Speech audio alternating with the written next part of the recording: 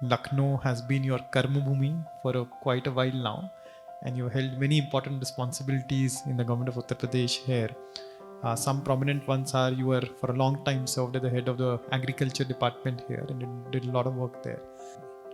Working in government is very important, or working out of government is very important. Every place, wherever you go, whatever role you take up is very, very important for the society, for the country. When we talk about MSME, then we are not talking just about the industries. So let us keep that in mind. Industry, service, even retail, everything is part of MSME. Some entrepreneurs who are very promising, we do pick them up and support them. And why not? If you start something, I'll be very happy to support you. This session of Sushasana on Campus comes to you from IIM Lucknow. And today my guest is someone for whom Lucknow has been a Karma Bhumi for many years now. I'll be speaking to the 1989 batch IS officer of the UP cadre, Mr. Amit Mohan Prasad. Some officers inside the government are known to be upright, known to be efficient, and known to deliver. He's one of them. He was handpicked by the UP government a few years back to manage the COVID crisis. But today, his focus is something else. UP wants to become a $1 trillion economy. And beyond the limelight of the investor summits, that's not going to happen till the time the micro, small and medium enterprises and the village industries in the state prosper. Mr. Amit Mohan Prasad explains how he's trying to make that happen, including about the very interesting One District, One Product program of the government of UP, which has been picked up nationally. Do stay tuned for this episode of Sushasana on Campus.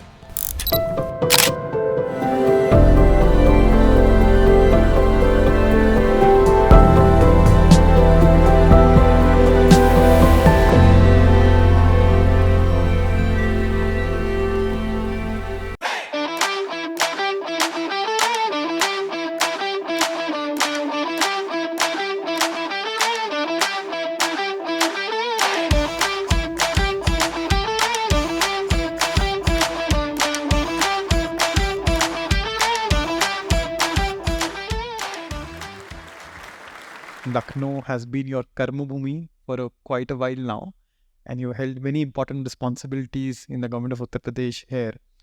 Some prominent ones are you were for a long time served as the head of the agriculture department here and did a lot of work there. You were also heading the health portfolio during the crucial COVID-19 period. That was a very important kind of time, and you were almost for the entire duration you were health principal secretary and later additional chief secretary here. And right now you're heading the MSME department and the Khadi and Village Industries or Gramodyog department here. You've also served in the government of India in the past. So there are many things to talk about, but I want to primarily start off and spend a lot of time on your current portfolio, which is MSME and Village Industries. And the reason is the following. UP has this ambitious agenda to be a $1 trillion economy. And जब भी $1 trillion economy की बात होती है, a lot of the limelight, at least the media attention gets taken by the investor summits. And UP has done a very good job when it comes to attracting investments of late. This year's investor summit was really a success. And from what I hear, there's a lot of conversion happening of the commitments that get made in these investor summits. But what doesn't get talked about as much is the MSME part. The micro, small, medium, even nano and village industries. And I'm sure that has a huge contribution and a role to play when it comes to economic growth of a state. तो उसकी बात करना चाहता हूँ मैं आपसे, and since you're heading that department, to begin with, if you could help all of us visualize कि ये micro, small and medium industries कैसी दिखती हैं. We've all read definitions. But अगर characterize करना चाहें, उसे visualize करना चाहें, including the village industry, what's the typical characteristic example of all of these different 4 types of industries? You could help with that. Thank you. Thanks for calling me here. When we talk about MSME, then we are not talking just about the industries. So let us keep that in mind. It is now enterprises. So industry, service, even retail, everything is part of MSME.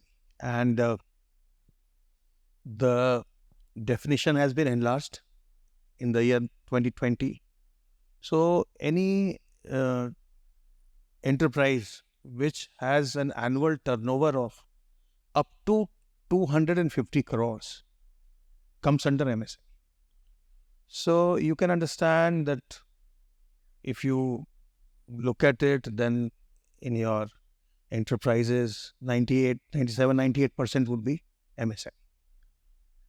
When we talk about, villages, village industry, then or MSME at the village level, anything and everything that you see would come under that. Even if a self-help group is into making of, let's say, achar, papad, etc., that is MSME. If there is a person who is engaging, let's say, 10 women or 20 women for production of ready-made garments for some, either for the village consumption or for some bigger group, that is also MSME. And all other professions, whether you have a barber or a goldsmith or a blacksmith or a carpenter, all of these are MSME. But as you rightly mentioned that, a lot of buzz around investment, a lot of buzz around 1 trillion economy goal of Uttar Pradesh. MSME has a very important role to play because it generates a lot of employment. And we all know that a lot of people are engaged in agriculture in the country and more so in Uttar Pradesh. So they need to be kind of sucked out of it and given gainful employment, which really improves their economic condition. And for that, MSME has a very, very important role to play. And I am so glad that I am here in front of very sharp and bright young minds, boys and girls who are here from IIM Lucknow. I am sure they will take up this cause. And since there is a lot of buzz around startups also these days, so they will enter this field of MSME and they will try to enhance employment opportunities for the people who are looking for it. They will generate wealth for the society, for the country, for their own company. And there is no limit to it. I mean, in MSME, if we talk about Uttar Pradesh, we have about 96 lakh MSME units in the state today. In the 73rd round of NSSO, when an estimate was made for the country, it was estimated that the country is about 6.33 crore units, MSME units. And out of that, about 90 lakh units were estimated to be in Uttar Pradesh. And I'm assuming this does not include village industry, or it does? It does. It does. Because as I told you that any industry or service or retail which has an annual turnover of up to 250 crores is MSME. So any enterprise which has a turnover of up to 5 crores is micro enterprise.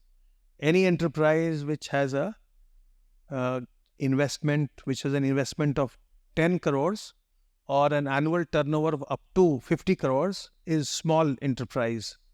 And any enterprise which has an investment of up to 50 crores or an annual turnover of up to 250 crores is medium enterprise.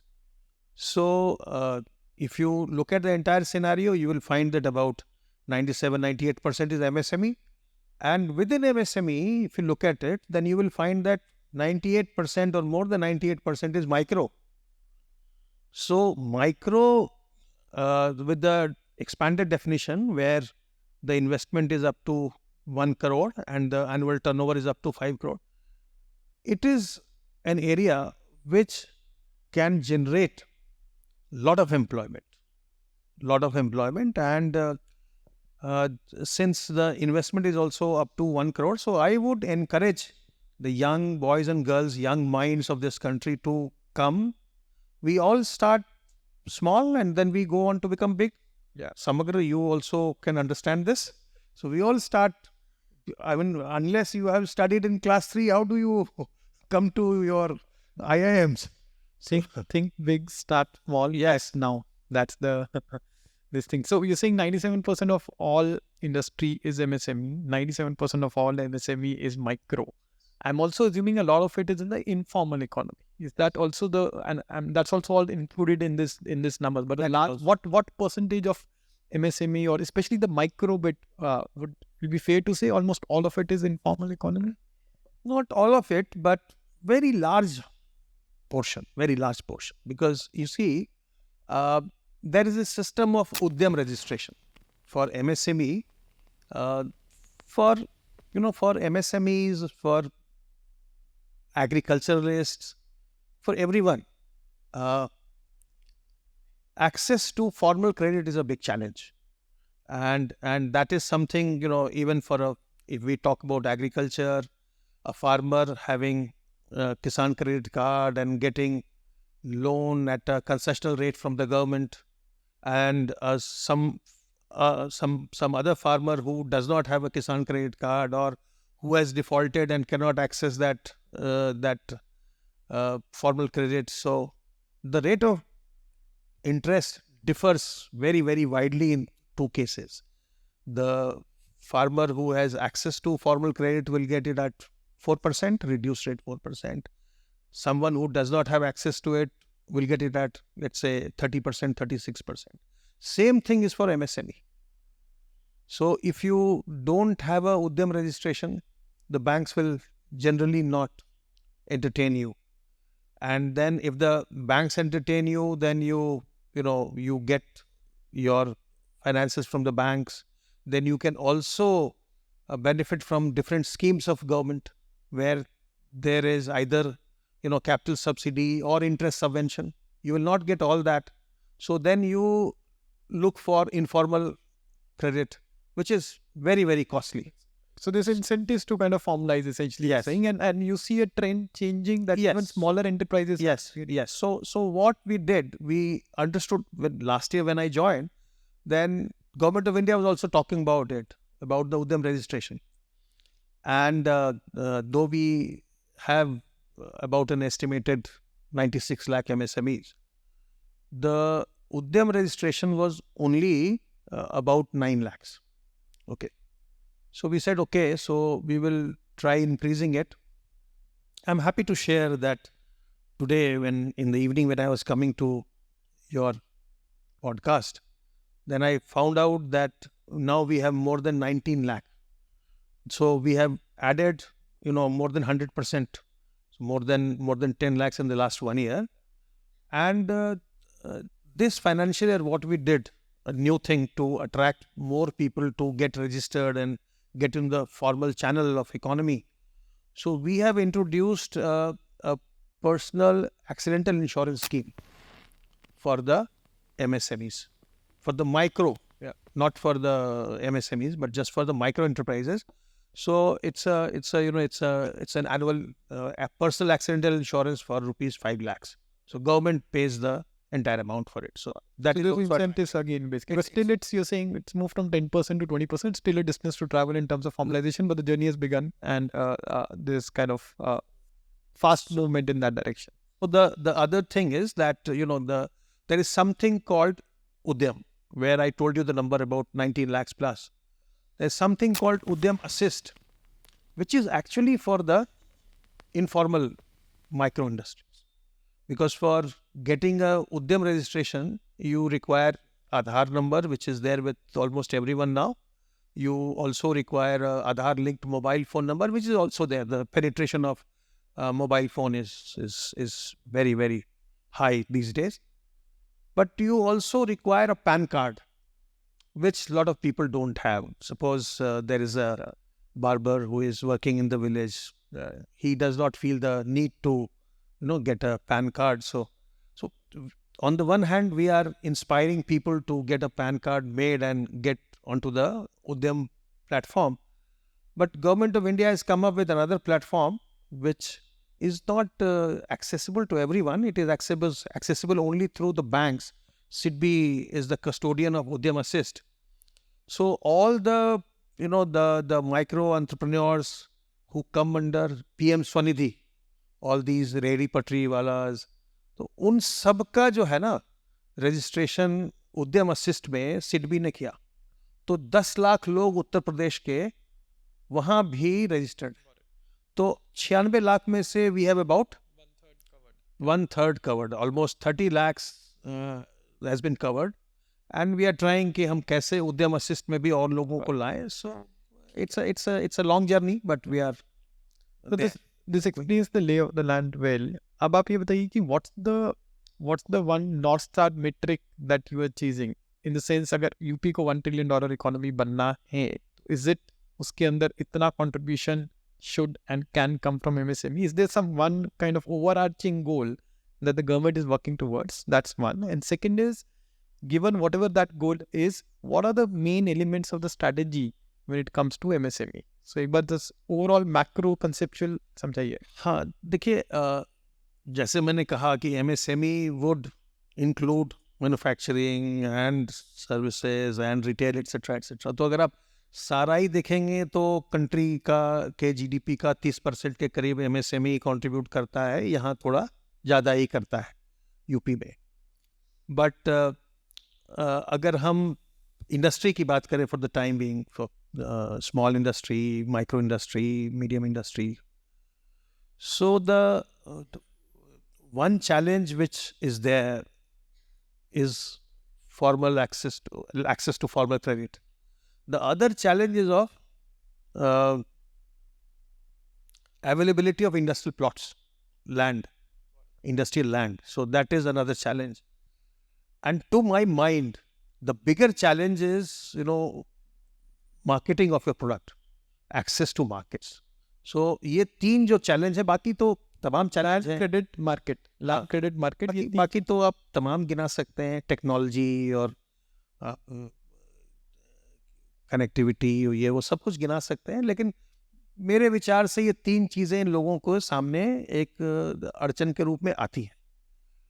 तो land जो है, बहुत समय तक land का ऐसा था कि जो गवर्नमेंट के इंडस्ट्रियल बॉडीज़ हैं, इंडस्ट्रियल authorities हैं, like Noida is one authority, Greater Noida is another, UPSIDA. These authorities develop industrial sectors and they allot plots to the intending entrepreneurs. तो उसमें जो supply है, it is very very limited and the aspiration is very very high कि भाई आपको जल्दी से 1 trillion की तरफ पहुंचना है. तो इसलिए whenever you are thinking of something very big, then you can't have business as usual. You have to think of something which disrupts. जब आप लोग हो ना, आप जो भी IIM के बच्चे यहाँ हैं, आप अपना स्टार्टअप स्टार्ट करोगे, कुछ अपना काम शुरू करोगे, you will find that the entry barriers are very high because they are established players and they will always not very very very much welcome that another competition is coming in the field. So you will find the entry barriers very high. So then you have to come with some idea which is so attractive, which actually disrupts the market, and then people are forced to take note of your thing, your enterprise, and then they say no, this is a player whom we must consider very very seriously. तो ये जो तीन चीज़ें हैं, तो हम लोगों ने जैसे एक मैंने आपको बताया कि जो फॉर्मलाइज करने के लिए हमने एक पर्सनल एक्सीडेंटल इंश्योरेंस स्कीम चलाया, उससे बड़ा हमारा फ़ायदा हो रहा है. बात आई फिर इंडस्ट्रियल लैंड की अवेलेबिलिटी की. तो we said that we can not only remain dependent on the government authorities, government bodies to provide industrial land. We must think of something disruptive, something different. So what we did, we have started a scheme called Pledge. So Pledge is an acronym which actually reads as promoting leadership and enterprise for development of growth engines. This is the full form of pledge. But simply understood, it means that, if you have a parcel of land which measures between 10 acres to 50 acres, and if you want to develop a private MSME park there, then you just pledge the land with us, with the government, and we will provide you finance at very easy terms. तो अगर कोई व्यक्ति जा रहा है bank में अपना private MSME park बनाने के लिए, तो उसको 11-12% रेट ऑफ इंटरेस्ट लगेगा, दैट टू कंपाउंड इंटरेस्ट. हमने क्या किया, हमने कॉर्पस बनाया है, और हम कितना ले रहे हैं इंटरेस्ट? हम ले रहे 1% सिंपल इंटरेस्ट, कंपाउंड भी नहीं, 1% सिंपल इंटरेस्ट पर हम दे रहे हैं पैसे लोगों को कि आप बनाओ. So we understand that it is worth it. अगर थोड़ा पैसा सरकार लगाती है and we are able to get, let's say, 20 industrial parks to 50 industrial parks in the state, it adds to, the overall ecosystem, it adds to industrialization of the state. तो अभी हम लोगों ने, अभी फरवरी में इस साल हम लोगों ने उसका गवर्नमेंट ऑर्डर किया था, और हम ऑलरेडी 6 इंडस्ट्रियल पार्क हम सैंक्शन कर चुके, और अभी 5-6 और हमारे पाइपलाइन में है. Basically, it's not just the land that is with the government that will be put to this use, but anyone having a land parcel can say, I want to open a industrial park there, and that is facilitated through these terms. Yes. And so on. So Yes. basically, you think in some sense crowdsourcing not the right word, but anyone can kind of go for it. हाँ, तो आप आइए, आप बनाइए, आप industrial park बनाइए, आप लोगों को सेल करिए, और लोग प्लॉट्स लेके अपना वहाँ स्टार्ट करें. And we are not into anything कि ये मार्केट प्राइस होना चाहिए, इतना कैप होना चाहिए, कुछ नहीं. जो आपको मार्केट पर दाम मिलता है उस पर आप बेचो, हमसे 1% पर लो. शर्त यह है कि उसको 3 साल में बना देना, बना करके पार्क फंक्शनल करा देना. तो लोग जो पैसे ले रहे हैं ना, दे आर सेइंग कि 3 साल छोड़िए, हम तो आपके 1 साल में, 1.5 साल में ही हम पार्क बना दें. तो दैट इज वन. जो मार्केट की बात मैंने की, access to market. So what we have started, what we did last month itself. So first time, I think UP में तो फर्स्ट टाइम है, और दूसरे स्टेट्स का मुझे पता नहीं, लेकिन शायद इतना बड़ा कहीं अभी ट्राई नहीं हुआ है.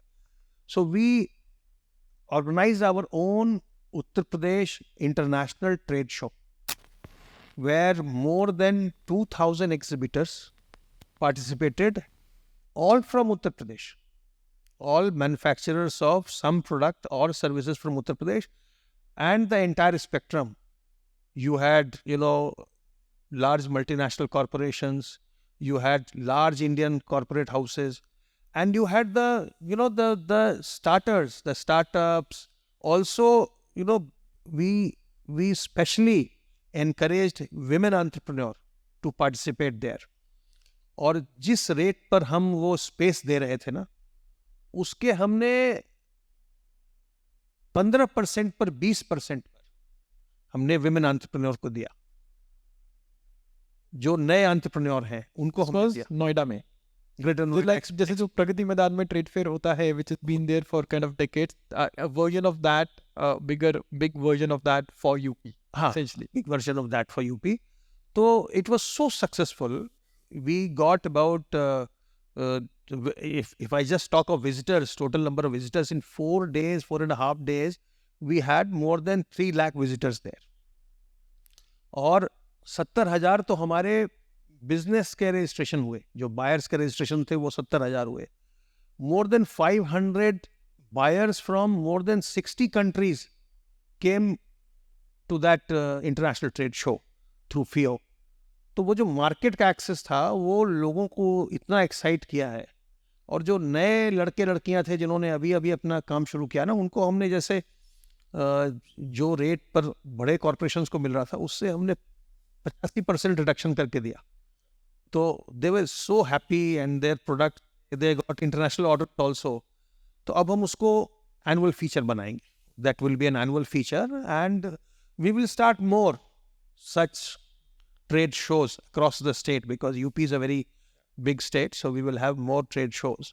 हम ये सब कर रहे हैं, और हमारी ये कोशिश है कि जितना ज़्यादा हम MSME का कंट्रीब्यूशन इंडियन इकोनॉमी में कर सकें उतना ज़्यादा हम करें। सो बेसिकली क्रेडिट के लिए आप कह रहे हैं फॉर्मलाइजेशन, जिससे क्रेडिट का एक्सेस चीपर हो, आसान हो और चीपर हो, मार्केट लिंकेजेस के लिए this kind of fairs, and you saying do it annually, do it in different parts of the state, not just in Noida, but बड़ा स्टेट है तो कई जगह पे हो सकता है. हाँ, एंड तीसरा लैंड वाला, जिसके लिए you saying thinking out of the box, pledge is one such example of a scheme. एक और चीज़ की जो which UP is kind of pioneered, which is now nationally also known, the government of India is also picked up, is something called ODOP, one district, one product.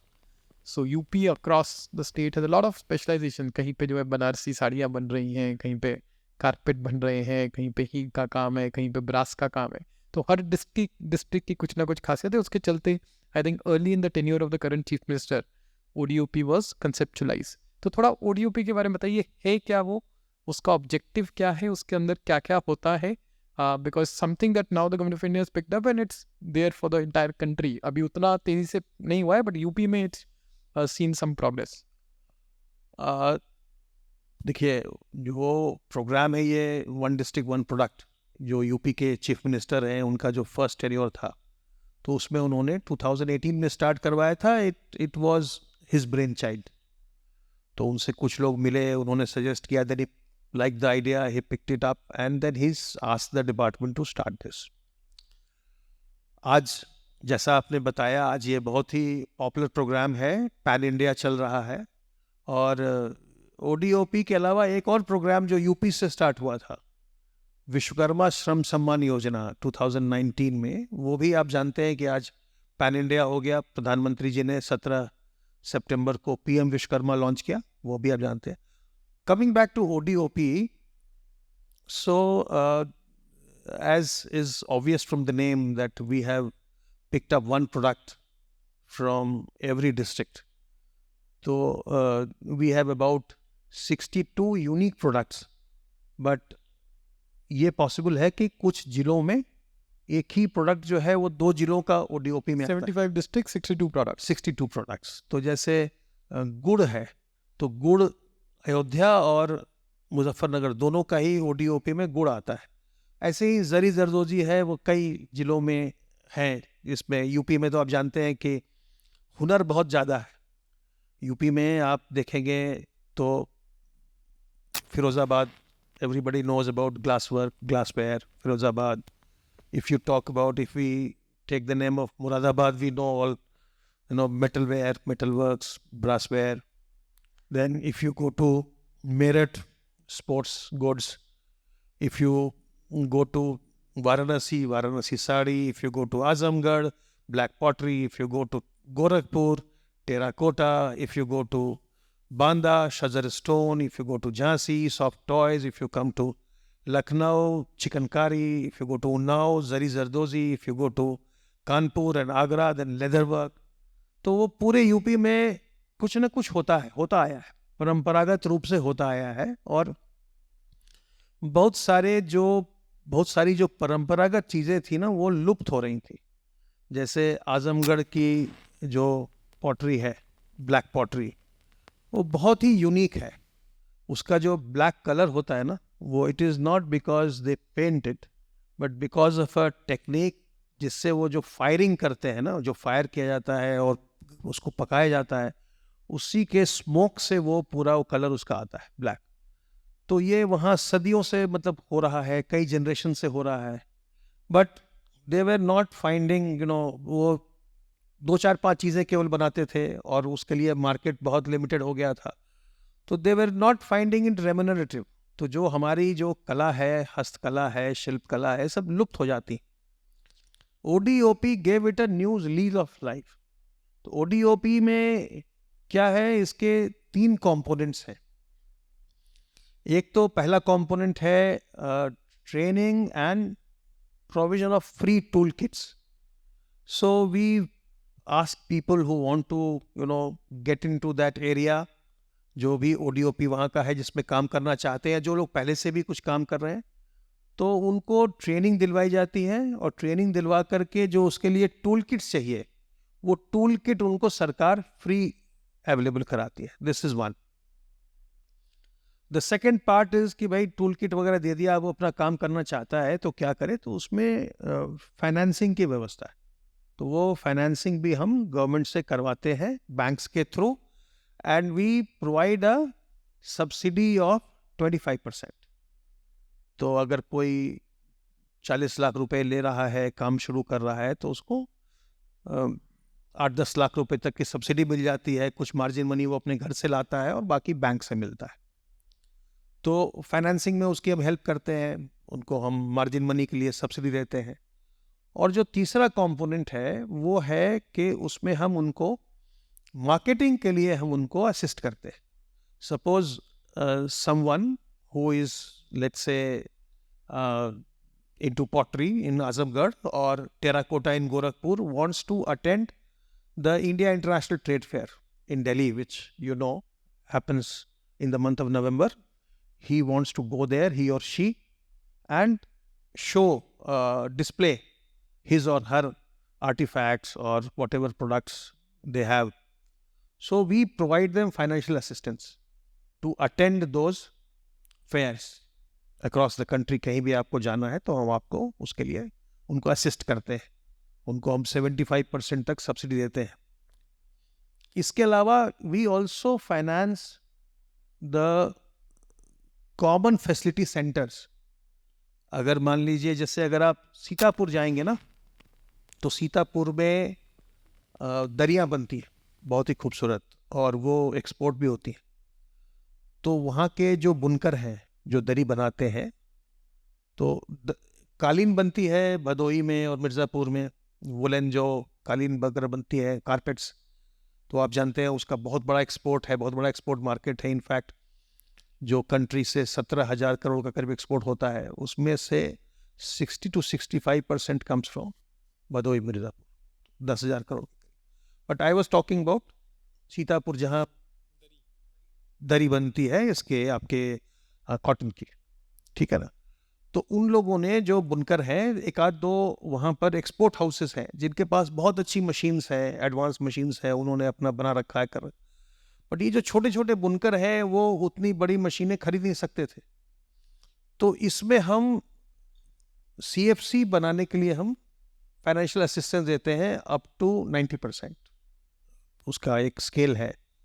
तो उससे उन्होंने अपना CFC बनाया, बुनकरों ने, वहाँ के छोटे छोटे बुनकरों ने, कॉमन फैसिलिटेशन और कॉमन फैसिलिटी सेंटर, और फिर उसके बाद उससे वो जॉब वर्क करवा रहे हैं। और बड़ी बड़ी मशीनें लगी हुई हैं, आप अगर जाएंगे वहाँ ना तो आपको देख के इतनी खुशी होगी। मैं अभी हाल में गया था, they also have a display centre there where they are displaying their beautiful products.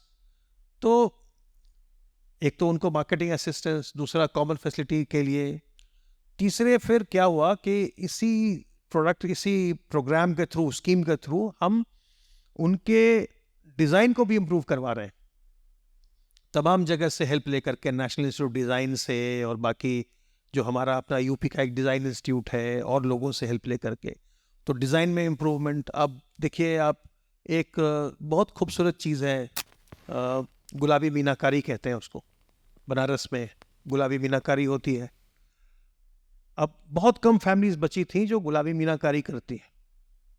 तो उसके बाद ऐसा हुआ कि जब ODOP प्रोग्राम शुरू हुआ और जब G7 की मीटिंग हुई, तो हमारे प्रधानमंत्री जी ने जो बनारस की गुलाबी मीनाकारी थी उसके कफलिंग्स और ब्रूच वगैरह उन्होंने अमेरिका के जो प्रेसिडेंट हैं मिस्टर बाइडन और उनकी वाइफ को गिफ्ट किया। जैसे ही उनको गिफ्ट किया तो वो इतना ज़्यादा न्यूज़ में आया हर जगह कि वो भाई गुलाबी मीनाकारी क्या होता है, गुलाबी मीनाकारी क्या होता है। तो फिर सब लोग उसकी बात करने लगे। फिर जो लोग ये काम करते हैं, एक दिन मैं उनके घर गया, बनारस गया था, तो मैंने कहा भाई चलो इतना सुन रहे हैं इसके बारे में, चलो उनके घर चलते हैं। तो मैं उनके घर गया देखने की क्या कर रहे हैं।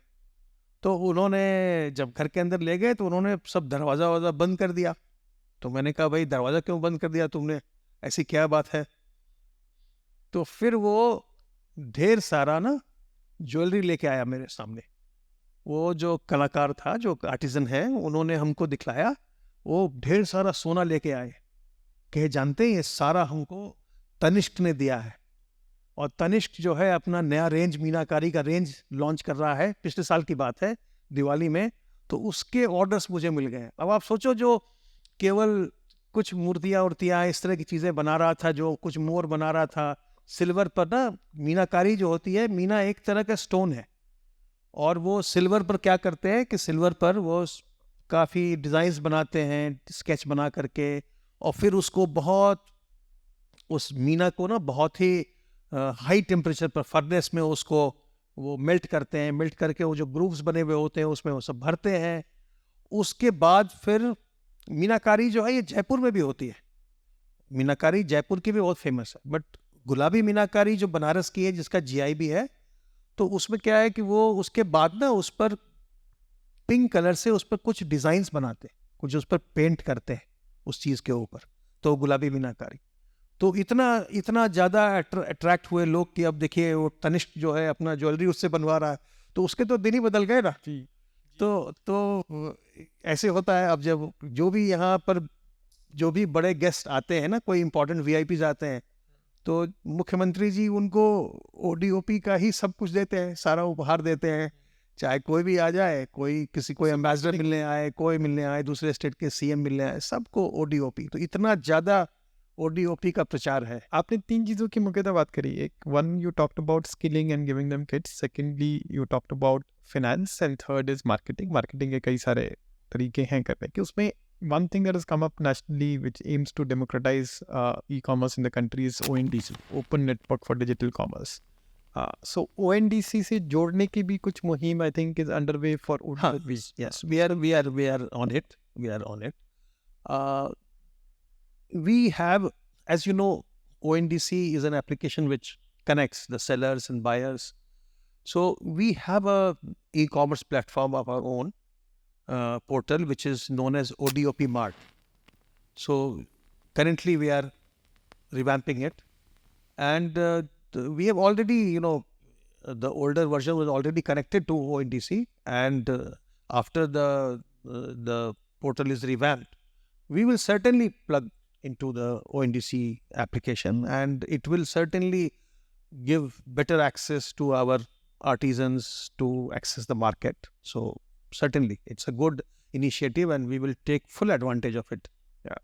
एक चीज़ और बताइए कि आपने एनेक्डोटल जैसे बताया Gulabi Meenakari Varanasi, I am sure you have lot of stories ODOP related कि यहाँ पर ये चेंज हुआ, वो चेंज हुआ ओवरऑल। लेकिन अगर आप देखें macro space, so how would you measure the success? कि is there some overarching numbers, data, something that tells कि ODOP is kind of doing well, is on track? What's the macro statewide picture other than anecdotes and examples which are of course very important and powerful, but overall?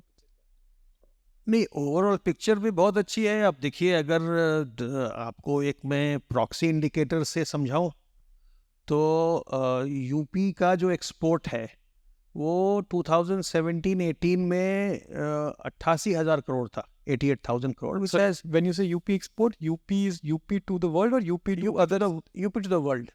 not necessarily. No, not to other states. I'm just giving you a number. So 88,000 crore was the export from UP to other countries in 2017-18, which has almost doubled by 2022-23, और 1,75,000 करोड़ करीब हो गया। इसमें से more than 60% is contributed by ODOP। तो चाहे वो भदोही के कालीन हो, या मुरादाबाद का ब्रासवेयर हो, या स्पोर्ट्स गुड्स हो मेरठ के, और ग्लासवेयर हो फिरोज़ाबाद का, कपड़े हो नोएडा के जो रेडीमेड गारमेंट्स हैं, चिकनकारी हो यहाँ की, बनारसी साड़ियाँ हो, या अब तो आपके गुलाबी मीनाकारी और तमाम चीज़ें।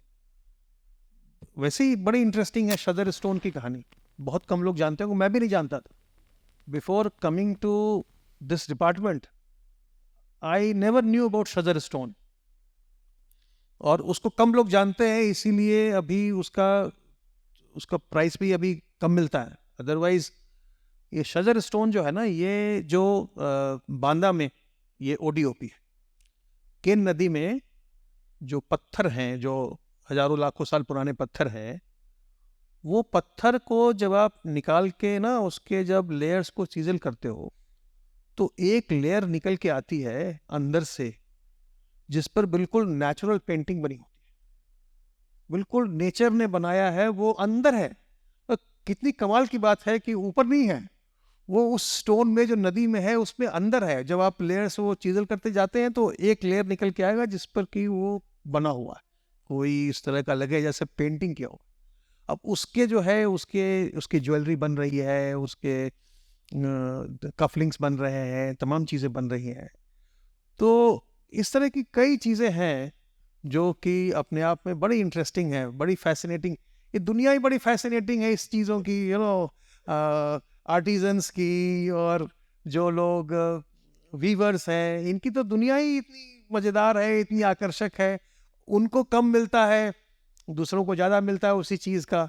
लेकिन कैसे जो प्राइमरी प्रोड्यूसर है उसको आप कैसे जो शेयर ऑफ द पाई है उसका बढ़ाओ, यही तो चैलेंज है। और इसी में तो आप लोगों की भूमिका होगी, जो हमारे यंग लड़के लड़कियां चाहे IIMs के सुन रहे हैं, चाहे और जो इसको सुन रहे हैं, उनके लिए यही तो चैलेंज है कि कैसे। देखो, इतने साल नौकरी करने के बाद जब मैं शुरू में जॉब में आया था ना, तो लोग कहते थे अरे मिडिलमैन को हटा दो, मिडिलमैन को हटा दो, तो इनका एकदम से बढ़ जाएगा, इनकम बढ़ जाएगा, वो बढ़ जाएगा। अब हो सकता है कि मेरी थिंकिंग गलत हो, बट अब इतने साल सब कुछ देखने के बाद ना, अब मैं मिडिलमैन की बात नहीं करता हूँ। क्योंकि मैं समझता हूँ कि भाई सर्विस इंडस्ट्री है, वो उसको आप मिडिलमैन कहते रहो। भाई उसके पास अगर कोई सब्जी पैदा कर रहा है, तो अब सब्जी पैदा कर रहा है किसान, तो एकदम से ले करके सीधे कंज्यूमर के पास तो नहीं जाएगा ना, वो तो पूरा सप्लाई चेन होगा। तो बीच में जितने लोग हैं, आप उनको बिचौलिया बोलो, कुछ भी बोलो, है तो वो एक सर्विस प्रोवाइड कर रहा है, अपनी सर्विस का वैल्यू ले रहा है। तो इसलिए मिडिल मैन तो इस तरह की चीज़ों में मैं मानता नहीं। लेकिन जो प्राइमरी प्रोड्यूसर है, उसको जो पूरा पाई है उसका बिगर शेयर कैसे मिले, that is something we must keep thinking about. And the bright young minds, boys and girls, they must think about it, that how do we actually empower them, how do we actually ensure that they get a bigger share of the pie. That is the challenge, that is something which the young boys and girls must think about, कि हम कैसे change लाएं। जो कई बार लगता है ना बाहर से कि अरे नहीं नहीं, हम तो इस मल्टीनेशनल कॉरपोरेशन में जाएंगे, हम उसमें जाएंगे। ठीक है, हर की अपनी अपनी चॉइस है कि आप मल्टीनेशनल में जाओ। अब आप देख रहे हो कि आप खुद ही आप मैकेंजी में थे, आपने भी IIM से पढ़ाई की, IIT से पढ़ाई की, अब आपको गवर्नेंस ने अट्रैक्ट किया, आप इसमें आ गए। क्योंकि गवर्नेंस में क्या है ना कि आप बहुत बड़े कैनवस पर काम करते हो। अब जैसे कोविड की बात थी, है ना, अब मैं हेल्थ सेक्रेटरी था उस समय। अब इतने बड़े कैनवस पर हम लोग काम कर रहे थे, लोग दवा मांग रहे हैं। अब सोचो आप, हमने जो प्राइमरी मेडिसिन थी ना, जो पैकेट्स हमने बनाए थे, हमने करोड़ों पैकेट्स बनाए, करोड़ों पैकेट्स हमने पूरे स्टेट में सप्लाई किए।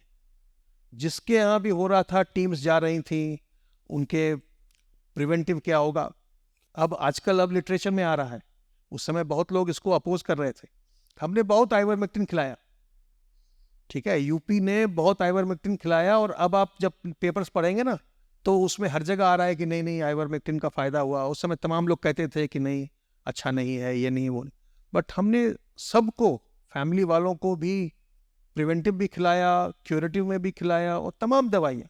तो इतने बड़े कैनवस पर आप काम कर रहे होते हैं। जब हॉस्पिटल्स हैं, तो जब हम सोच रहे थे कि हम 10,000 बेड बनाएंगे, तो देन सडनली मुख्यमंत्री जी ने कहा कि नहीं 10,000 नहीं, 25,000 बेड तैयार करिए। तो मैंने कहा साहब इतने कौन बीमार पड़ने वाले? नहीं नहीं, आप 25,000 तैयार करें। 25,000 पहुँचने जब लगे बड़े उत्साह में, तो स्कूल कॉलेज सब ले लिया, वहाँ भी बेड लगवा दिया। जब पहुँचने लगे तो कह रहे हैं कि नहीं नहीं 50,000 बेड बनाओ। फिर 50,000 गए, फिर बढ़ाते गए, फाइनली हमने 1.5 लाख बेड तैयार रखे। और कई चीज़ें जो, जैसे आपने देखा होगा ना, उसमें बाद में 3 tier स्ट्रक्चर बनाया गवर्नमेंट ऑफ इंडिया ने। We started that.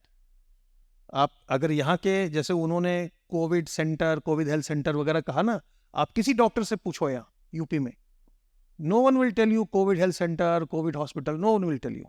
Everybody will tell you L1, L2, L3. And we had started that.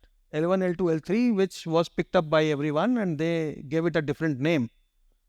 L1, L2, L3. जब वैक्सीनेशन की बात आई, कोविड वैक्सीनेशन की, तो हम लोगों ने एक नया मॉडल दिया, which we called cluster model of vaccination. जो हमारे ऑफिसर्स थे वो बता रहे थे कि साहब वो A&M करती है, A&M centre wise. I said, it will not work. It is not business as usual. It will not work.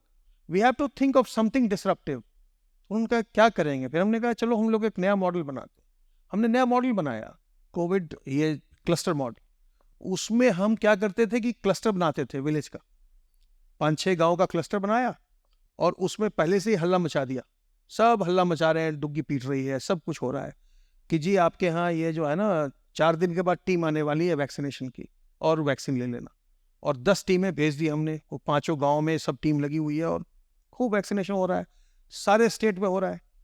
एक दिन में हमने ना 38 लाख डोज एडमिनिस्टर किए, 30 लाख से ज्यादा डोज तो कई दिन एडमिनिस्टर किया. तो टोटली गवर्नेंस में ना you work on such a big canvas कि आपके पास बहुत चेंज करने की ना बहुत अपॉर्चुनिटी. जो सारी चीज़ें बता रहे हैं इसमें कॉमन थीम आप बार बार यूज़ कर रहे हैं, which is thinking out of the box, disruptive, कुछ डिफरेंट तरह से करना. तो अगर आप ये MSME वाला पूरा स्पेस पकड़ें, what are some unsolved problems? अगर यहाँ पे people want to start up, तो what are some things that need to be yet cracked? यहाँ पे होगा कुछ हो रहा होगा, अभी भी आपको लगता है ये अनसॉल्व्ड प्रॉब्लम स्टेटमेंट्स हैं. ऐसी कुछ प्रॉब्लम स्टेटमेंट्स बताइए इस स्पेस की. देखिए ना, एक तो जो एक्सेस टू मार्केट्स, छोटे जो हमारे प्रोड्यूसर्स हैं उनके लिए वो एक बहुत बड़ी समस्या है, बहुत बड़ा चैलेंज है. उसमें कोई यंग माइंड जो है आए, एग्रीगेट करे और उनको मार्केट्स प्रोवाइड करे, मार्केट लिंकेज प्रोवाइड. में चैलेंज टिपिकली क्या आता है कि एक स्टैंडर्डाइजेशन नहीं है, या फिर वो एक कई बार डिजिटल लिटरेसी चाहिए आजकल मार्केटिंग के लिए, वो नहीं है. उसके अंदर भी व्हाट्स द मेन चैलेंजेस? ये सब चीज़ें हैं जो आप बता रहे हैं ना, सब चीज़ें हैं. स्टैंडर्डाइजेशन भी ज़रूरी है. अगर एक प्रोडक्ट आपको बेचना है, कई लोग बना रहे हैं, तो 100 तरीके का प्रोडक्ट लेके कहाँ कहाँ जाओगे आप मार्केट में? तो उनको कोई गाइड करे कि मार्केट की डिमांड क्या है. अब वो अपनी एक मूर्ति बना रहे थे, बनाए चले जा रहे हैं. अब उनको ये पता ही नहीं था कि साहब ये कफलिंग भी हम इससे बना सकते हैं. जैसे गुलाबी मीनाकारी वाला, वो कफलिंग बनाया, अब कफलिंग ही बनाए चला जा रहा है क्यों, बहुत बिक रहा है. तो मार्केट में डिमांड क्या है? जो हमारे प्राइमरी प्रोड्यूसर्स हैं जो बहुत लोअर लेवल पर वर्क कर रहे हैं, विलेज में हैं, एक से एक अच्छे लोग हैं जो हुनरमंद हैं, पर उनको पता नहीं है ना मार्केट की डिमांड क्या है, क्या डिज़ाइन चाहिए, कौन सी डिज़ाइन इस समय चलेगी और क्या प्रोडक्ट चाहिए. तो अगर उनको कोई वो गाइड कर सके कि भाई ये बना के दो, उनको मार्केट से लिंक कर सके, उनको डिजिटली लिटरेट बना सके, ताकि वो भी जो अच्छे ई-कॉमर्स के साइट्स हैं या और जो इस तरह की चीज़ें हैं उसको वो यूज़ कर सकें, तो वो बहुत ही अट्रैक्टिव हो सकती है. और बहुत जो हमारी पॉलिसीज़ हैं यूपी की, जो हमने जब ग्लोबल इन्वेस्टर समिट किया था फरवरी में, तो उस समय में करीब हम लोगों ने 25 पॉलिसीज़ को आइदर रिन्यू किया या नई पॉलिसीज़ लेके आए जिस पर पॉलिसी नहीं थी, और सब बड़ी अट्रैक्टिव है. अगर मैं जैसे टेक्सटाइल सेक्टर की बात करूं, तो टेक्सटाइल सेक्टर में कैपिटल सब्सिडी भी है, इंटरेस्ट सबवेंशन भी है, और मार्केटिंग के लिए तमाम इंसेंटिव्स हैं. और जो यूपी का जो गवर्नमेंट ऑर्डर है ना पॉलिसी का टेक्सटाइल का, अगर आप उसको पढ़ेंगे ना तो उसमें एक पैरा 9 आता है, और पैरा 9 है ही यूथ के लिए. जैसे हम 25% सब्सिडी देते हैं जनरल, जो भी कोई भी कर रहा हो, कोई भी बड़ा इंडस्ट्रियलिस्ट भी हो उसको भी अब देते हैं, छोटे को भी देते हैं. If somebody is putting up a plant, a textile factory, manufacturing unit in Purvanchal or Bundelkhand, we give 10% additional incentive. But the para 9 talks about the younger generation, the youth who has started or just wants to start something. It's not that we are giving them a lot of money, but the subsidy is up to 75%. So if you are starting something with, let's say, 50 lakhs or something like that, so you can get a subsidy of up to 75%. You just have to bring 25% and you start it. There is a cap. I don't remember the caps right now, but up to 75%. Not just for manufacturing. Even if you want to start, let's say somebody is studying in NIFT somewhere, and he or she wants to start a design house, a branding house, a marketing house, 75% subsidy. If you start your own retail chain and you achieve a certain number, then certain incentive. तो बहुत सारी चीजें हैं जो Got it. दो आखिरी सवाल पूछूंगा and then we'll open it up for the audience to ask questions. एक तो इस पूरे MSME के space में, especially also village industries, what's the contribution of women? So कितना % यहाँ पे women are employed or they kind of work? I'm assuming that this can also be a big lever for women empowerment, but trying to get the lay of the land for that from you. Definitely. MSME can definitely, it is empowering women and it has great potential. Especially if we talk about the textile sector, ready-made garmenting, उसमें तो 75% women ही काम करती हैं. और you go to any unit where ready-made garments are being prepared, you will find large number of women working there. और बाकी सब में भी, बाकी चीज़ों में भी. और जो कन्वर्जेंस का एक स्कोप है with the livelihood mission, SHGs हैं, उनके साथ MSME का, एग्रीकल्चर में जो FPOs हैं उनके साथ MSME का, तो वो जो एक अपॉर्चुनिटी है ना कन्वर्जेंस की, वो एक बहुत बड़ी अपॉर्चुनिटी है जिसमें भी यंग माइंड्स की ज़रूरत है, जो इसको जो डिफरेंट डिपार्टमेंट्स कर रहे हैं, डिफरेंट फील्ड में जो काम हो रहा है, उसको कैसे कन्वर्ज करा के मार्केट को डिसरप्ट कर दे, वो एक बहुत बड़ी अपॉर्चुनिटी है. और उसके माध्यम से विमेन का जो एम्पावरमेंट की बात कर रहे हैं, सोशल एम्पावरमेंट, इकोनॉमिक एम्पावरमेंट, वो बहुत बड़ा स्कोप है, वो बहुत हो सकता है.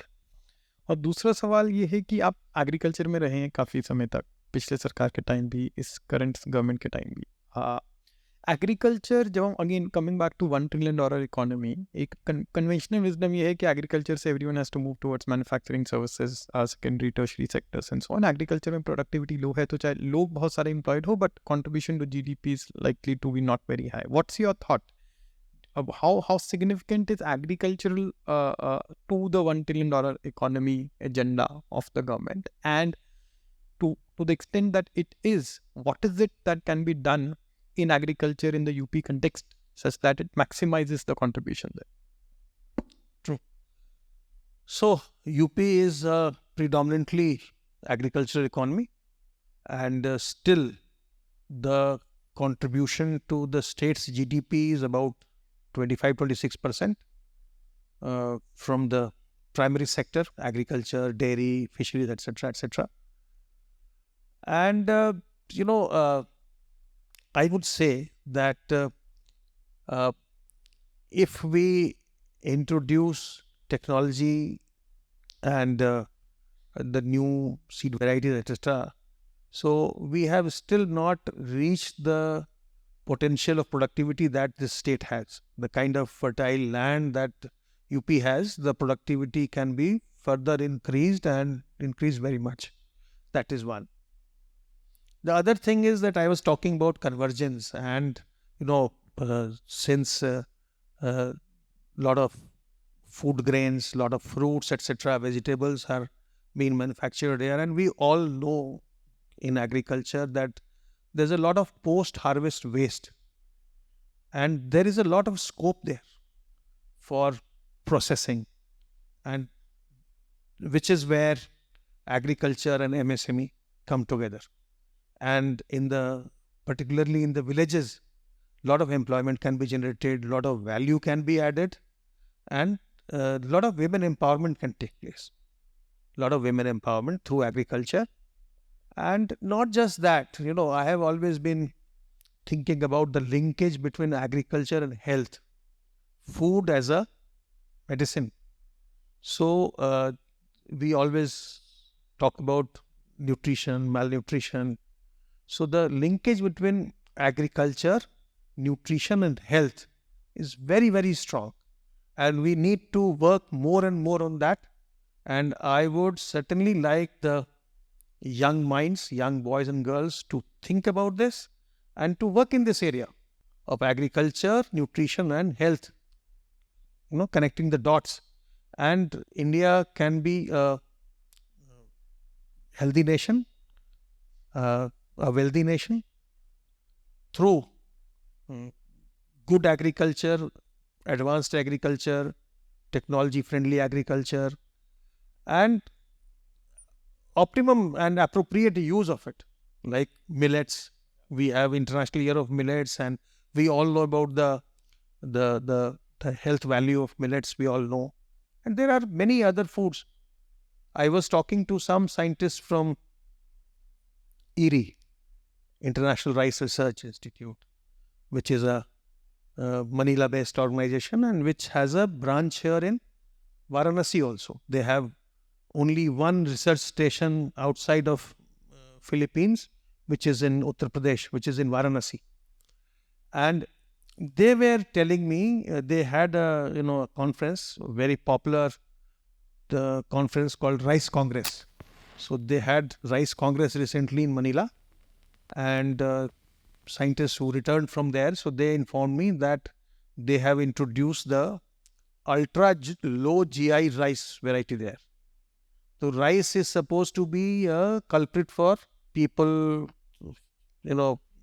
getting diabetes and then aggravating it, etc., etc. Because the GI index of general rice is about more than 75 or something like that. So now they have come up with a line, variety of rice, where the GI is as low as 25 to 30. So you take that and you will be, much better off as compared to any other food. So then food becomes medicine if you have appropriate knowledge, the exact knowledge of it, and then how to, propagate it, how to cultivate it, and then how to get it properly distributed. So food can really, agriculture is a very, very interesting sector. It is primary, it is secondary, it is tertiary, everything. So I love that sector. Huge scope in Yes, kind of huge agriculture, and the conventional wisdom may not kind of apply if you look at all of these kind of technology in particular. Great. Let's now open it up for questions from the audience. If you could raise your hand, I'll try and get a mic to you.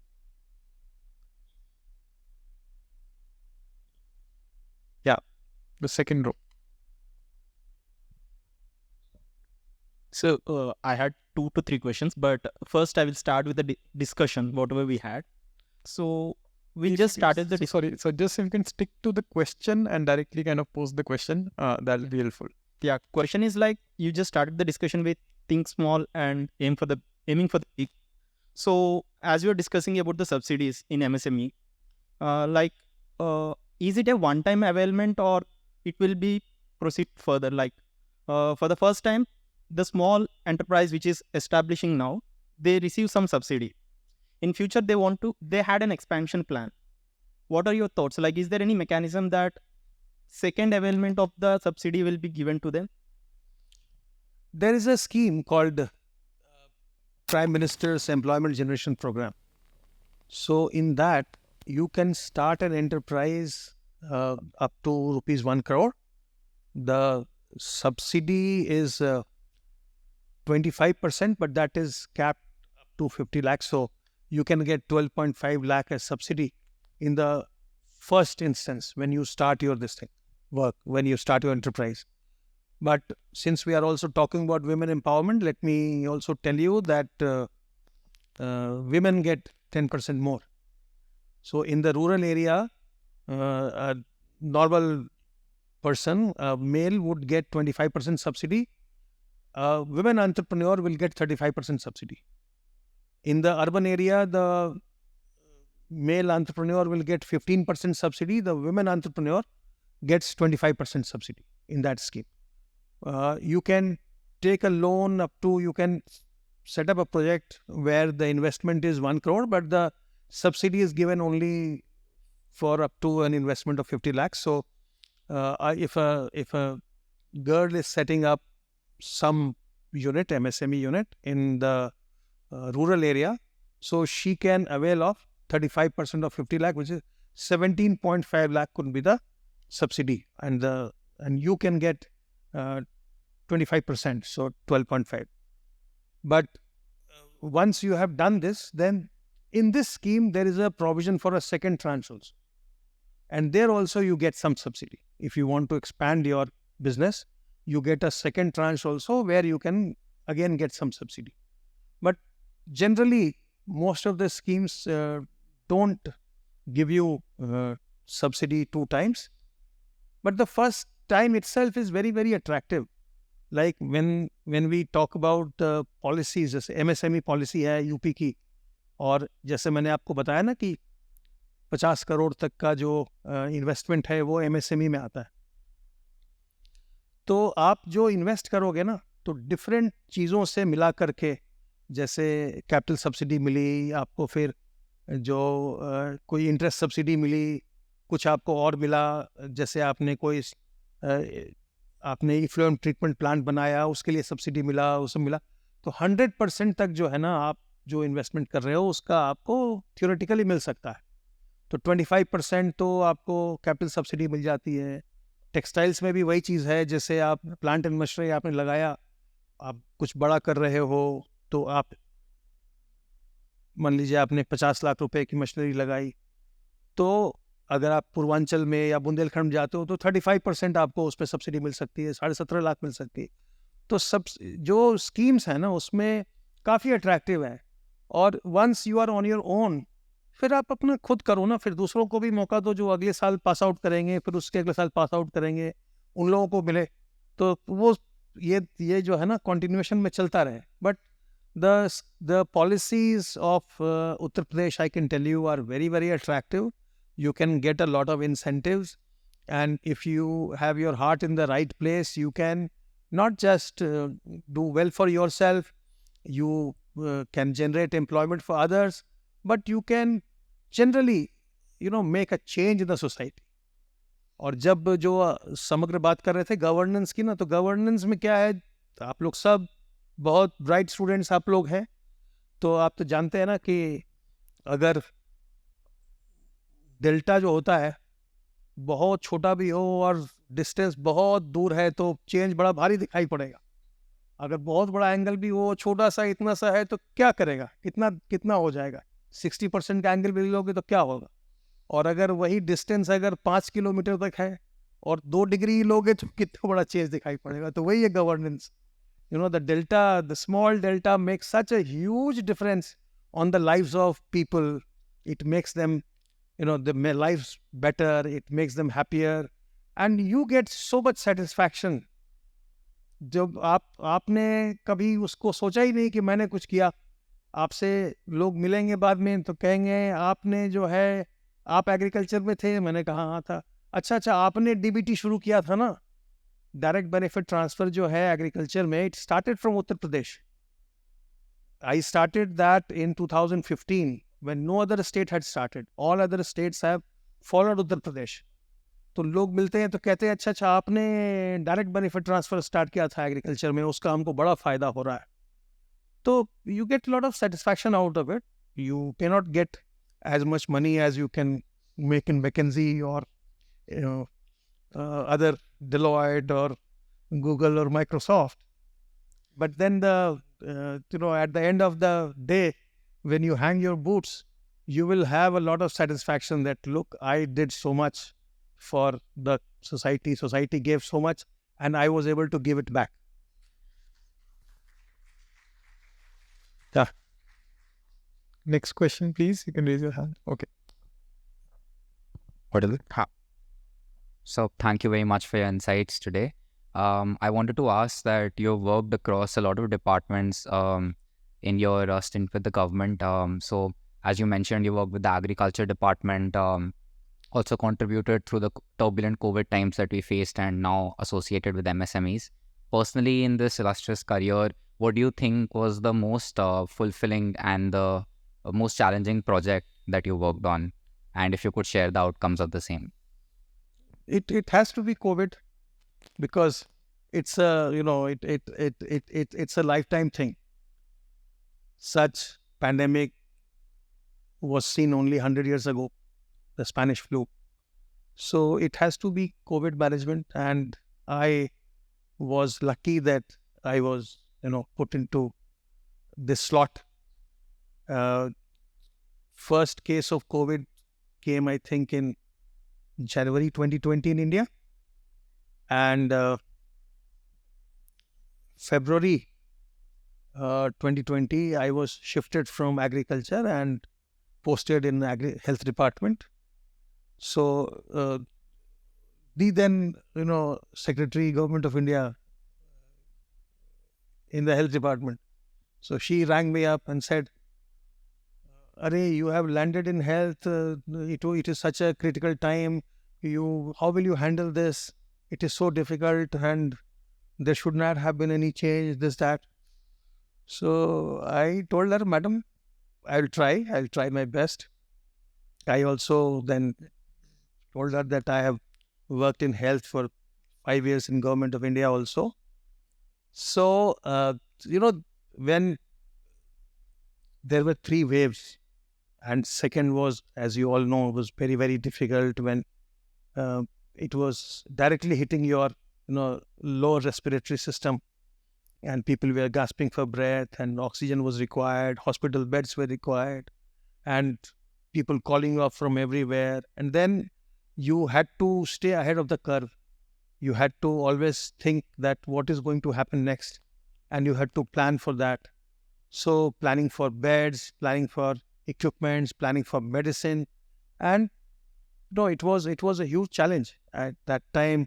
If you all remember, then India had very few facilities where N95 masks could be manufactured, PPEs could be manufactured, and the country developed many facilities, and then providing all those in time to the hospitals, and then also telling them that, look, I am with you, whatever problems you have, just let me know, we will do our best for you. And you were working 24/7, and I would give most of the credit to the healthcare workers who did a fantastic job. Doctors and nurses and ward boys and sweepers. There was a time when people were, not even coming to see their own, parents. If somebody has fallen sick, then people were not ready to come to see them also.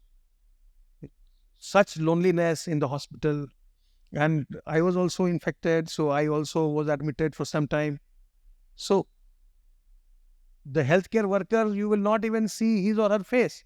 They will all come in PPE kits, and you don't know who is coming and talking to you. So it was a very, very challenging time. And but with center's help, with the guidance of Honorable Chief Minister, Honorable Prime Minister, we were able to, sail through that, and in a very, very, I would say, a very challenging circumstances, we have done pretty well for our state, for our country. I'll just add to that. If I look at COVID management in UP, there is a certain kind of perception or whatever, certain understanding in the government here that I see, which is that UP did a decent job. Even if you look at from a electoral distinct perspective, after COVID, there's been a state election and the government was kind of came back. So you can see that that's the validation at the political level also. But at the same time, there is contrasting visuals, especially from wave 2, from across the country, but also from UP. Then there were a lot of cremation kind of grounds were kind of full. There was bodies kind of on the side of the rivers, and also all of those visuals are also there. As somebody who was in the driver's seat, right? What is your own self-assessment, satisfaction of how well UP did in that overall kind of phase? See, it was a global challenge.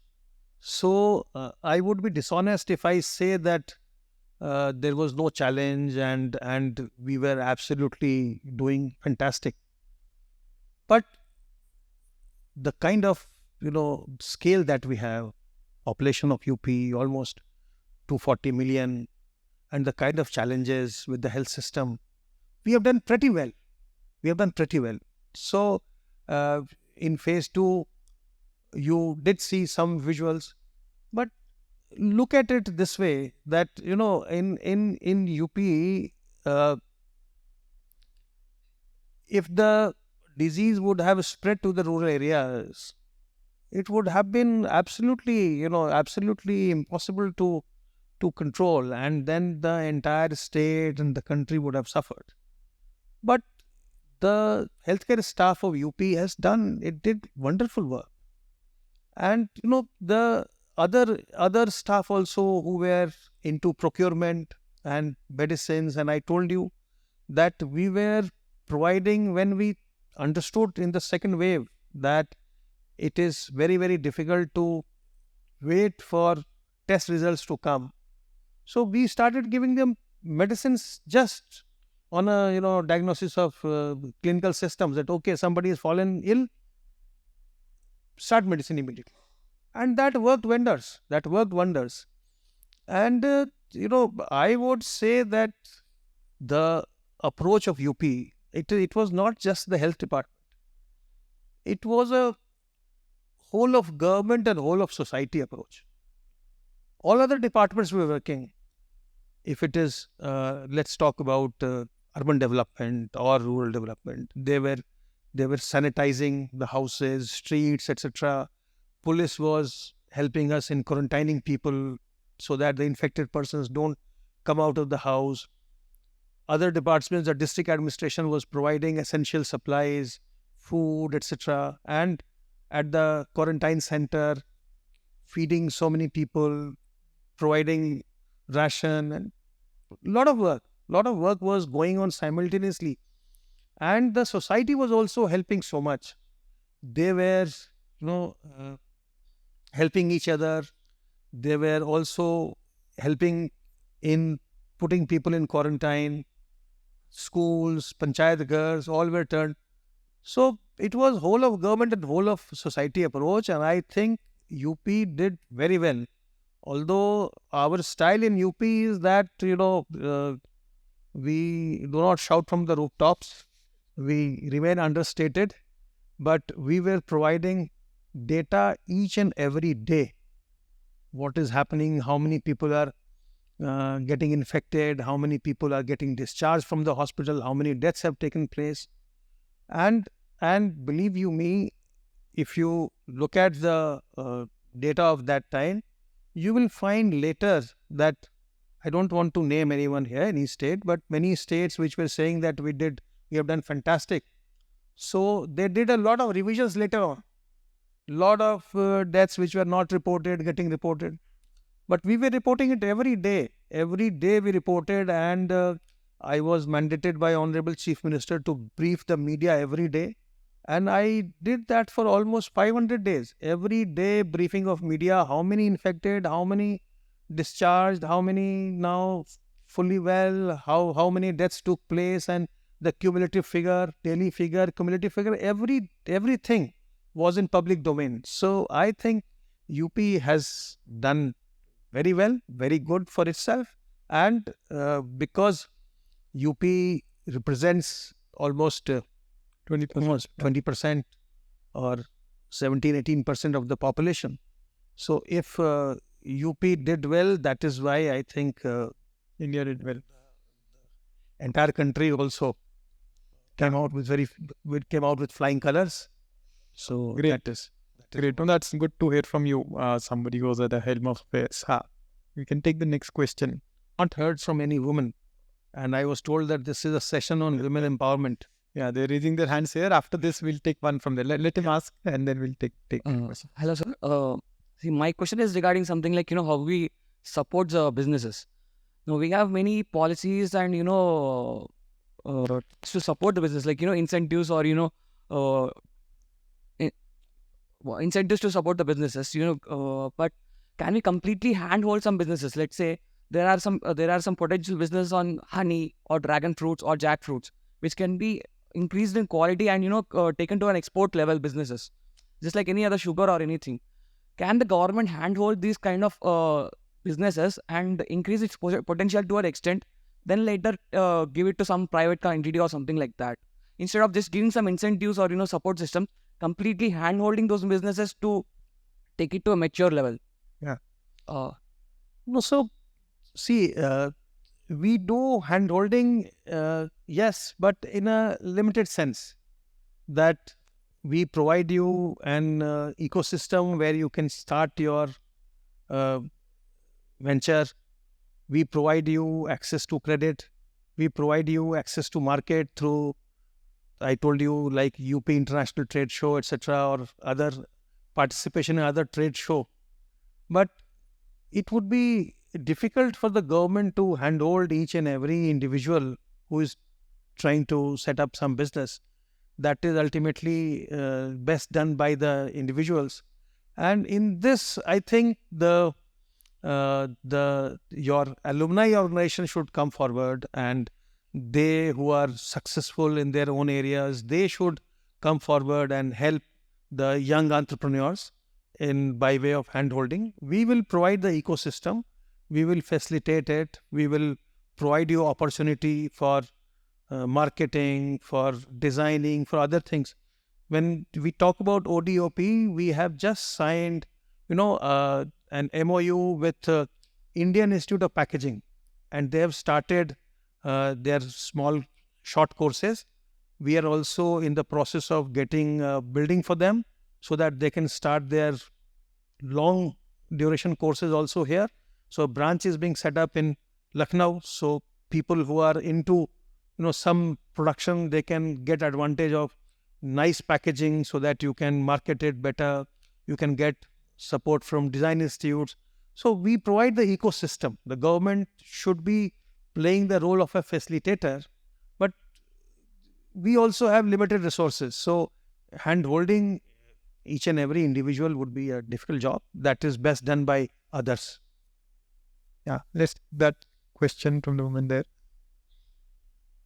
Just have one clarification. That's it. I didn't ask for entire handholding every business. Just identifying some key businesses. Let's say only 5 businesses across this complete state like UP, and raising them. That's just one clarification.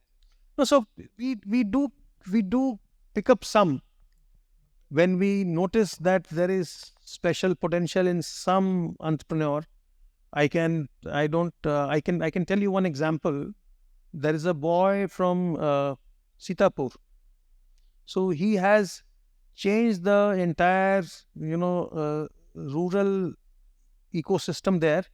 There used to be a lot of illicit liquor manufacturing in that village. And then the women were very, very, upset and adversely affected by this. So he started something there, he and some of his friends. And they are doing a beautiful, very good work there, beautiful work there. He is into beekeeping. His name is Nimit Singh. He is into beekeeping. So I met him somewhere. And then I found that he was doing very good work. So last year on 2nd October, we called him and we felicitated him. We gave him some award. Then I invited him. Then I told him that you are doing some good work. Why don't you come to the International Trade Fair in Delhi? So we gave him a free stall at the International Trade Fair. So he came to International Trade Fair. When he came back, he said, "Sir, this is a different world. So I'm getting so many inquiries now from so many people who are into this sector." And after 3-4 months, you won't believe, he is on WhatsApp with me. So he sends me an invite. See us at Gulf Food. So I said, "What is this?" So then he had gone to Dubai to participate in the Gulf Food trade show. So he got so much inquiries, and his business expanded so much that he has now gone to Dubai and he's not looking back. So if we come across some entrepreneurs who are very promising, we do pick them up and support them. And why not? If you start something, I'll be very happy to support you. Okay, on that note, let's have the last question there. Hello, good evening to you, sir. So I wanted to ask you, had a experience in agriculture sector. So my question is that in agriculture sector, we have come a long way, starting from green revolution, and then nowadays we are realizing the impact of that, like use of pesticides and the harmful impact of GMOs. So and we have also raised like we are getting more and more aware about organic farming. So I want to know what are the government initiatives that are taken to emphasize quality over quantity in production. You said like agriculture, like it has not reached the potential in terms of its contribution to GDP. But I wanted to know like what are like initiatives taken by the government to keep a check on this like use of inorganic farming practices, and over the year the harmful impacts that we're realizing over the use of fertilizers and pesticides impact on human health. That's your theme of agriculture and health. Yes. So very good question. Very good question. And as I was talking about food as medicine, so food as poison. So what food can do to you if it is good food, and what food can do if it is bad food. तो मेरे पिताजी से याद आया good and bad से कि मेरे पिताजी ये कहा करते थे कि पूत कपूत तो क्या धन संचय और पूत सपूत तो क्या धन संचय। कि अगर जो आपका बच्चा अगर बहुत काबिल है तो पैसा क्यों बचाना, और अगर आपका बच्चा नालायक है तो पैसा क्यों बचाना. So that was just an aside. But the question that you have asked, as you may be aware that government is focusing a lot on natural farming these days. Natural farming, and where we do not use any kind of chemical fertilizers or pesticides, but we depend on the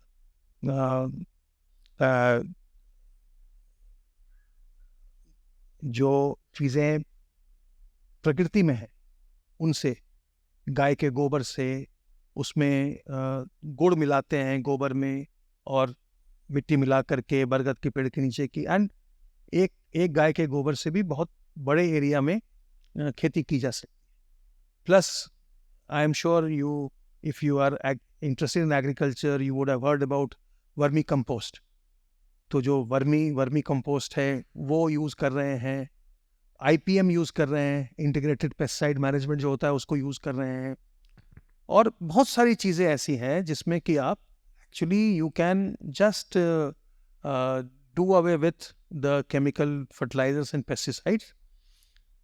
pesticide के लिए भी ना बहुत सारी चीज़ें आती हैं, जैसे लाइट ट्रैप होता है. लाइट ट्रैप से आप पेस्टिसाइड्स को ट्रैप कर लेते हैं.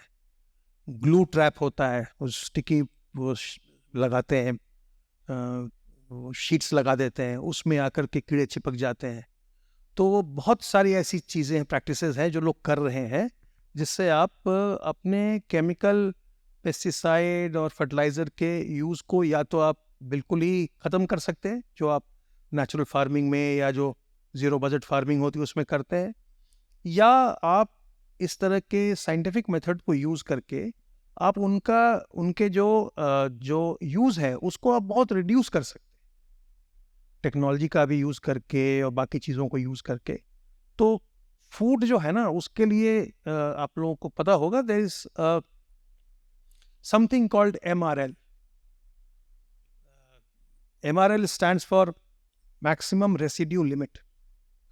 So for every pesticide, every insecticide, there is a defined MRL कि जो हम खा रहे हैं ना, हम गेहूँ खा रहे हैं, हम चावल खा रहे हैं, हम सब्जी खा रहे हैं, हम फल खा रहे हैं, उसमें कितना रेसिड्यू हो सकता है किसी पेस्टिसाइड का, इंसेक्टिसाइड का, फंजीसाइड का.